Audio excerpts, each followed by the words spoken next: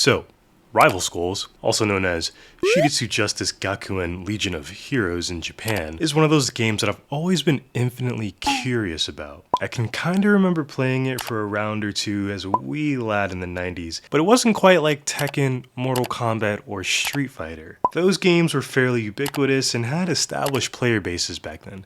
And speaking of differences, this little number burned itself into my memory and never really quite left me. So anyway, nearly 25 years later, I'm back to finally get closure and see what this game is about. Let's do it. A little background.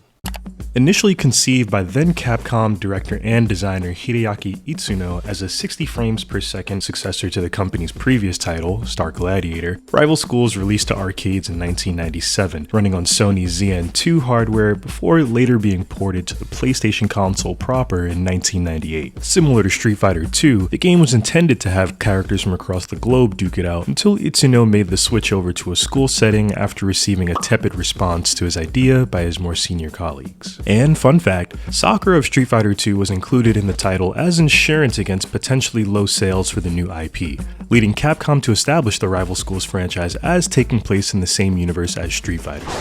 And I feel like I have to highlight all of this rich, beautiful character artwork illustrated largely by Capcom staff artist Shinya Idaki. So here we've got our evolution disc, and we'll breeze through the instruction booklet really quickly, which features a description of all the game modes, and most important to me, artwork of all the characters. Be sure to let me know who your favorites are down in the comments. Next, we've got another little insert here that details the control scheme, as well as inputs for the various characters. Finally, we have the arcade disc with a red and yellow coloration scheme, and now I think we're ready to dive into some gameplay. The game fires up with an exciting animated opening that introduces us to the various schools, students, and teachers before we're taken to a menu screen with a healthy variety of game modes to choose from. Firstly, we'll show the start screen the respect it deserves. We'll start with single player mode, wherein we're tasked with selecting a pair of students from either the same school, or, dare I say it, rival schools, to do battle as. And most of the character roster is available to you straight away, which is always nice. I'm going to select two of the more well-known characters from the franchise, our cover character and protagonist Batsu Ichimonji, and the debonair Kyosuke Kagami. The actual fights are 1v1, however players can pull off what are known as team-up attacks that consume super meter, referred to in the game as Vigor.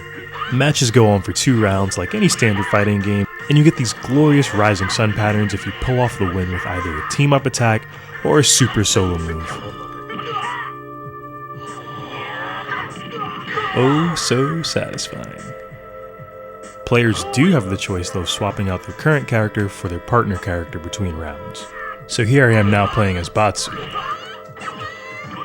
I will say, it stings particularly bad when you're on the receiving end of a team-up attack though. Since I just got my ass kicked and failed to make it very far, we'll move on to the next game mode, Practical Skills for the Exam. But I do just want to highlight this really cool continue screen, as well as this score showcase scene that features footage from your fight in a first-person perspective. In this tutorial-like game mode, you're instructed on the mechanics of the game by the hot-blooded gym teacher himself, Hayato Neketsu, exclusive to the console version of Rival Schools.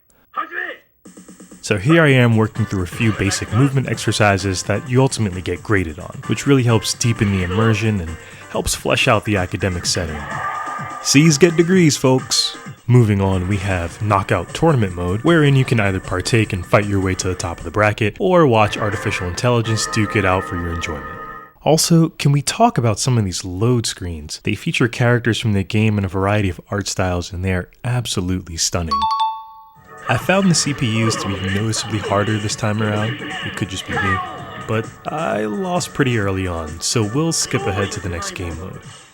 The mini games. And we've got 4 to choose from, wherein you assume the role of either Shoma for baseball, Roberto for soccer, or Natsu for volleyball. The objective of Shoma's home run competition is, shocker, to smack him out of the park as hard as you can, with points correlating to the distance hit.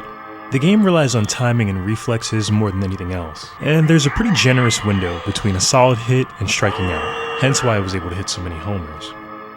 In Roberto's penalty shootout, your goal is to defend against your opponent's kicks while managing to score them once you trade off. I couldn't quite get the hang of this one, and I'm not the biggest soccer fan, but there is a level of strategy involved, such as adjusting the angle and height of your kick that still makes this fun. The second soccer game, Roberto's Explosive Shot, is much simpler. In this game, you're tasked with kicking soccer balls through a variety of point windows to land as high a score as you can. Although even this involves a bit of skill, as you can land multiple windows at once and bounce the ball off the rim of the score window for more points. And moving on to my favorite minigame, Natsu's Service Ace, the goal here is to knock out as many characters as you can with your volleyball for points while avoiding characters that cause you to lose points. Straight, simple, and to the point. Personally, I think Natsu's one of my favorite characters, so maybe that's why I like this game so much. Utilizing the meter on the side of the screen, you can control your power, and by pressing up or down in the D-pad, you can control the angle of the serve. And speaking of favorite characters, why don't we make our own? Exclusive to the Japanese release of the game is the Diary of Hot-Blooded Youth game mode, a visual novel wherein you create a custom character and experience school life with the game's cast. So to start, we'll pick a name, the school we want to attend, a gender, birthday, a fighting style, and maybe most importantly, a face. Nintendo Wii has nothing on it. Moving along, you're introduced to some of the underlying mechanics including saving, leveling up, and more. And we also wind up running into this guy again for our high school entrance exam in the form of an in-game tutorial. And this really does feel like a fleshed out game within a game that I may return to at some point. I played through a bit more of the story, including a run-in with Shoma, Roberto, and a few other members of the game's cast. And winding down, lastly we have League Mode, which is essentially a round-robin style tournament play where the team that wins the most battles wins. And that about does it. I popped in the second game disc, the arcade disc, and it didn't seem to have any additional content, so I think we can move on to rating time. And as per usual, feel free to pause.